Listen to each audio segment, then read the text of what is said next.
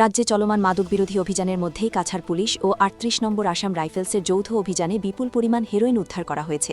জেলার লক্ষ্মীপুরে পরিচালিত এই অভিযানে প্রায় ১ কেজি ৪০০ গ্রাম সন্দেহভাজন হেরোইন সহ এক পাচারকারীকে গ্রেপ্তার করা হয়। গোপন সূত্রের খবরের ভিত্তিতে লক্ষ্মীপুরের অতিরিক্ত পুলিশ সুপার পৃথ্বীরাজ রাজখোয়া এবং আসাম রাইফেলসের একটি দল লক্ষ্মীপুর থানার অন্তর্গত চিরিপাড় প্রথম খণ্ডের গড়কাপ্তানি সড়কে এক ব্যক্তিকে সন্দেহের ভিত্তিতে তল্লাশি চালায়।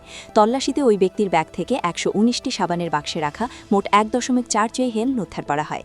একই সঙ্গে পুলিশ এবাজ আলম মার ২৭ নামের এক পাচারকারীকে গ্রেপ্তার করে। ধৃত যুবকের বাড়ি কাছাড় জেলার ধলাই বিধানসভা কেন্দ্রের অন্তর্গত জুরখাল গ্রামে। উদ্ধার হওয়া হেরোইনের কালোবাজারের মূল্য কয়েক লক্ষ টাকা হতে পারে বলে জানা গেছে। পুলিশ সূত্রে আরও জানা যায়, বিপুল পরিমাণ এই হেরোইন প্রতিবেশী মণিপুর রাজ্য থেকে নদীপথে কাছাড়ে আনা হয়েছিল এবং এখান থেকে তা অন্যান্য রাজ্যে পাচারের পরিকল্পনা ছিল। ঘটনায় পুলিশ মামলা দায়ের করে তদন্ত শুরু করেছে।